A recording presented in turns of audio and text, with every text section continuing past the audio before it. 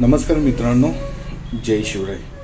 तर आज आपण भरपूर महत्त्वाच्या विषयावर बोलत आहे की आता बघायला गेलो तर भरपूर जणांना हा त्रास आहे, म्हणजेच सायटिका विषयी बोलत आहे. आता सायटिका म्हणजे काय? आता भरपूर जणांची कंबर दुखते. आता कंबर का दुखते? आणि कंबर दुखते पण ती एका पायाला पण पेन करते, मुंग्या येतात, तर असं पेन होतंय, तर त्याला सायटिका बोलतात.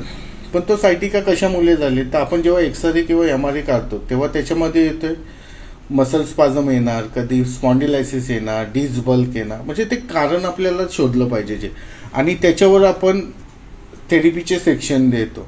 आणि असे भरपूर बघायला गेलो तर पेशंट आपल्याकडे सायटिकाचे बरे झालेत. आपल्या इंस्टा पेजला तर आहेतच सर्व, तुम्ही बघू शकता. तर ज्या कोणाला लोअर बॅक पेन असेल, एका पायाला मुंग्या येत असतील, पेन होत असेल, काप्स पेन होत असेल, क्रॅम्प येत असतील, मसलला स्टिफनेस असेल, त्रास तर आहेतच, पण त्यांनी आपल्या श्री मसाज थेरपी सेंटरला भेट द्या. आपण त्यांना थेरपीद्वारे जेवढं पेन रिलीफ करता येईल तेवढं आपण त्यांना करू आणि रिकव्हरसाठी प्रयत्न करू. आणि असे पेशंट भरपूर आपल्याकडे बरे झाले. ठीक आहे, धन्यवाद.